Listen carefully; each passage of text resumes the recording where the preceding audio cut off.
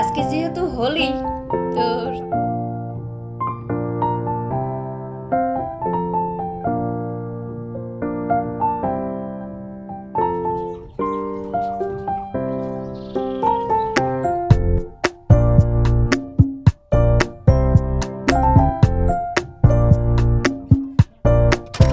সকালবেলাটা ভালোই শুরু হয়েছে।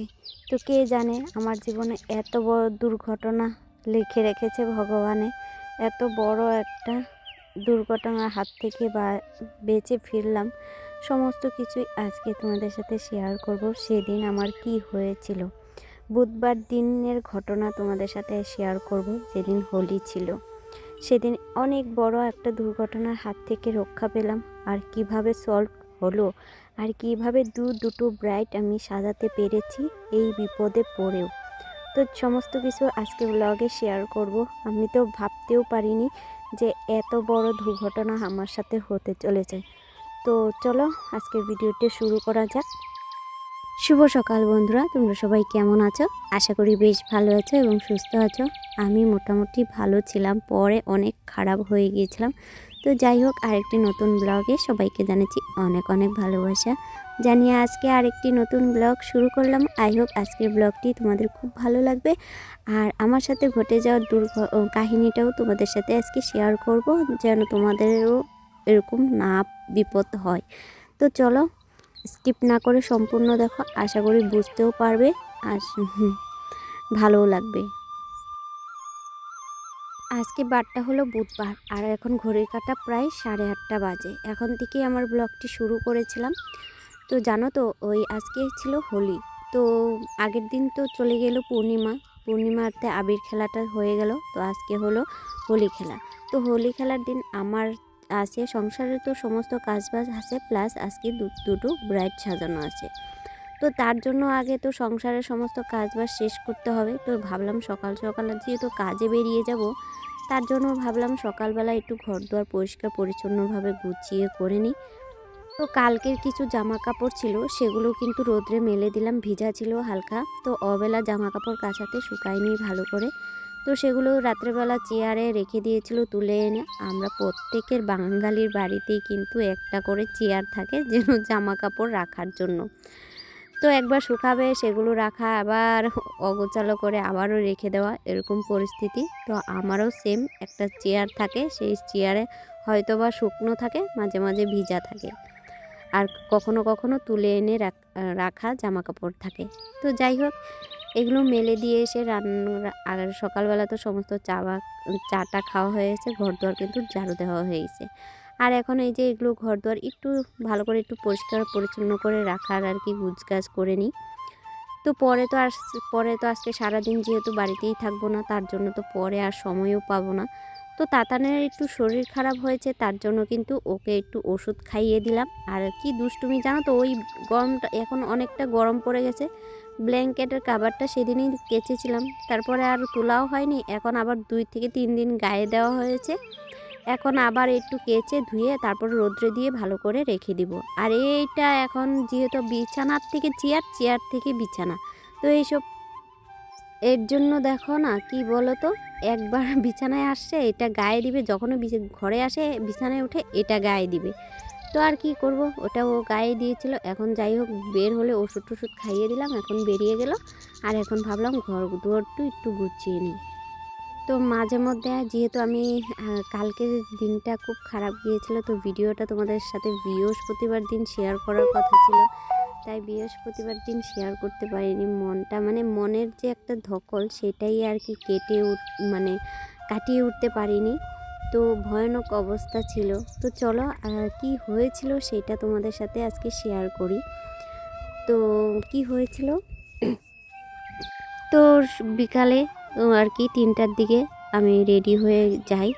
3:30টার মতো আর কি প্রথম লোকেশনেও পৌঁছাই, যেখানে আমার প্রথম ব্রাইড ছিল সেখানে আমি পৌঁছাই। তো সেখানে আমার একটা সিনিয়র দিদি আসার কথা ছিল।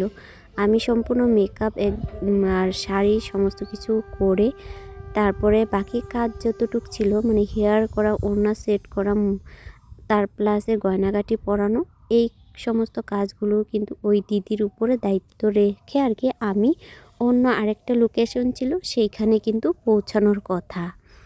তো সেইখানে পৌঁছাবো আর কি বলো তো দিদি আসে আর আমারও প্রায় মেকআপ কমপ্লিট, শাড়ি ড্রেপিং শেষ, তারপরে মেকআপ কলকা সমস্ত কিছুই কমপ্লিট হয়ে গেছে। তারপর কি বলো তো সেকেন্ড লোকেশনে পৌঁছাই। আর সেদিন আমি কি জানি না, ভগবানও হয়তো বুঝেছে যে আমার সাথে একটা দুর্ঘটনা হতে চলেছে, তার জন্য বলেছে হয়তো যে যা তোর মানে একটা সাজেশন দিয়েছে যে তোর ছেলেকে নিয়ে যা। তো আমি কখনো কাজে যখন যাই অনেক সাজানো গিয়েছি, কিন্তু আমি ছেলেকে কখনো নিয়ে যাইনি। অনেক দূরে দূরে কিন্তু গিয়েছি, কখনো কিন্তু আমি ছেলেকে নিয়ে যাইনি। তো ওকে সেদিন আর কি বলো ছেলেকে নিয়ে গেলাম। ওকে বললাম, পাপা তুই আমার সাথে যাবি? তখন আমার ছেলে এক কথাতেও কিন্তু রাজি হয়ে যায় আমার সাথে যাওয়ার জন্য। তো ও যাওয়াতে আমি অনেকটা মনের সাহস পেয়েছিলাম। আর কি হয়েছে? যেটা আমি ভেঙে পড়েছিলাম, এত কান্নাকাটি করেছিলাম, সেটা আমার ছেলে অনেকটা বুঝিয়েছে, বেলুন অনেকটা দিয়ে সাহস মারছস? জুগিয়েছে, আর হা অনেকটা মনের মধ্যে জোর দিয়েছে, মা গেট তুমি লাগাই দিছে। পেয়ে যাবে, তোমার যেটা হারিয়েছে তুমি পেয়ে যাবে। তো যাই হোক, এখানে দেখো হোলি খেলার আর কি সকাল সকাল প্রস্তুতি। আমি যেহেতু সকাল সকালেই ব্লগটি শুরু করেছিলাম।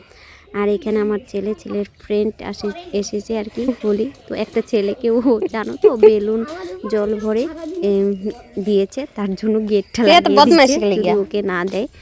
তো যাই হোক, আমি এখানে ওকে এগুলোই জিজ্ঞেস করছিলাম যে কেন দিয়েছিস।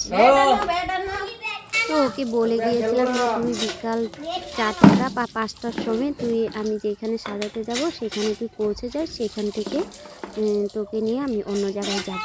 যেহেতু ওই যে প্রথম যে ব্রাইড সাজানো, সেটা কিন্তু ওর স্কুলের পাশেই ছিল, মানে আমার পার্লারটার মানে অল্প একটু আর কি, ওর আর স্কুল আর আমার পার্লার এক জায়গাতেই, মানে অল্প ডিফারেন্স যে আর কি, 1 থেকে 2 মিনিটের জায়গা। তো ও চিনে ওই জায়গায় ও চলে গিয়েছিল, সেখান থেকে ওকে নিয়ে আমাকে সেকেন্ড লোকেশনে পৌঁছানোর কথা। তো যাই হোক, ফার্স্ট ব্রাইডের কাজ সম্পূর্ণ হলো। তো সম্পূর্ণ হয়ে যাওয়ার পর ওকে আমি নিয়ে সেকেন্ড লোকেশনে পৌঁছাই। তো যেহেতু আমি লোকেশনটা ভালো করে রাস্তাঘাট এতটাও চিনি না, তো আমাকে মানে ওদের বাড়ির লোকজনের সাথে আমার ফোন করেই আর কি যেতে হচ্ছিল। তো ফোন করে যাই, অন্য মানুষকেও জিজ্ঞাসা করি, যেহেতু একদম ভিতরে অনেক জায়গাও, একদম রাস্তাঘাট একদম চারোপাশে ভুট্টা ক্ষেত, আলু ক্ষেত, মানে এইসব জমি মাঝখান দিয়ে রাস্তাঘাট, এতটাও মানে সেরকম চিনি না। তারপরে জিজ্ঞাসা করে গেলাম। তো অনেকটা জায়গায় যাওয়াতে মানে কি আমি অনেকটা মানে ভুল রাস্তায় অনেকটা চলে গেছিলাম। অন্যদিকে বলছে কি এই রাস্তা দিয়ে গেলে তোমরা তাড়াতাড়ি করে পেয়ে যাবে, ওই রাস্তা দিয়ে যাও তাড়াতাড়ি করে পেয়ে যাবে। অনেকবার জিজ্ঞাসা করাতে, ওরকম করে বলাতে অনেকটা আমি লেট হয়ে যায়। ওই মনে করো 5:30 বেজে যায়। তো রাস্তা দিয়ে যাচ্ছিলাম, পরে কি হয়েছে বলো তো, ওই অনেকটা যেহেতু আমার দেরি হয়েছে, ওইখানে আমার যাওয়ার কথা ছিল 4:30 থেকে 5টার মধ্যে আমাকে ওখানে যাওয়ার কথা ছিল। আর সেই জায়গায় আমার রাস্তাতেই 5:30 বেজে যায়। তো 5:30 বেজে যায়, তখন কি বলতো একটা মনের মধ্যে একটা টেনশনে কাজ করে যে আমি আদৌ লোকেশনে পৌঁছাতে পারবো না, আর ও কাজ করতে পারবো কি না। যেহেতু ওরও একটা বিশেষ দিন, তাই না, একটা ভালো, ও তোর একটা মনের ইচ্ছে আছে না, আমার উপরে নির্ভর করে আছে ওর মনে করো একটা লাইফ, তাই না।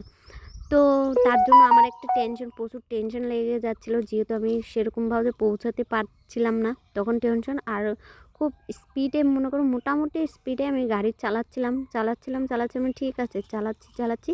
তারপরে কি হয়েছে বলো তো, হঠাৎ করে মানে কি অনেকটা জায়গা আসা, হঠাৎ করে না ভাঙা রাস্তা চলে আসে। তো ভাঙা রাস্তা চলে আসে হঠাৎ করেই না, আমি এমন ভাঙা রাস্তা দিয়ে আছি হঠাৎ করে ভালো রাস্তা। তারপর যেহেতু হোলি, তো সকাল থেকে তো সমস্ত কাজবাজ শেষ করে একবার পার্লারে এসেছিলাম, পার্লার থেকে কাজের তাতানকে খাওয়াতে গেলাম, এখন বাজে 3টে, এখন যাওয়ার সাজাতে। তো আমি একটু মোটামুটি রেডি হয়ে গিয়েছিলাম পার্লার থেকে। তো আসার সময় ননদের বর মানে হবু বর রাস্তায় পেলো, একটু হলেও দিয়ে রেখেছে। আর বাড়িতে কত লোকজন, বলছি অল্প করে দিব, আমি বলছি না আমি মেকআপ মানে আমি এখন রেডি হচ্ছি, আমি যদি এখন রং মাখাই তো এগুলো পরিষ্কার করতে করতে অনেকটা সময় হয়ে যাবে, পার হয়ে যাবে। তার জন্য আমি বললাম না আমি খেলবো না, রং লাগাবোই না। তো কিছু করার না, এটা ননদের জামাই রাস্তায় পেলো, তো একটু করে দিল। তো ভাবলাম নেই পরিষ্কার, এই যে পার্লারে আবার আসলাম, এখান থেকে যাব। তো এই যে এখন একটু পুকুরে পরিষ্কার হয়ে নিচ্ছি, হয়ে গেলাম রেডি। চলো, এই ছিল আমার রেডি হন। এটা কটন ফ্রক গরমের মধ্যে, আর যেহেতু এখন গরম পড়েই গেল আমি এটাই পরে নিয়েছি। উঠেছ না? তো যাই হোক, তো চলো এবার সাজানোর জন্য রেডি বের হই, তারপরে তোমাদের সাথে কথা হচ্ছে।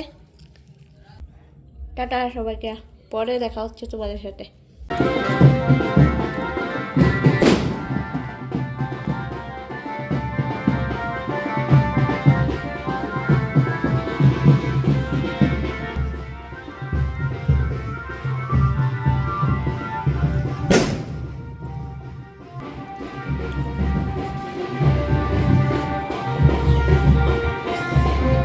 ভালো রাস্তা যেতে যেতে হঠাৎ করে আর কি ভাঙা রাস্তা চলে আসে। দেখো এটা কিন্তু ফার্স্ট লোকেশনের ব্রাইড, আর দেখো এদিকে মোটামুটি আমার কাজ শেষের দিকে।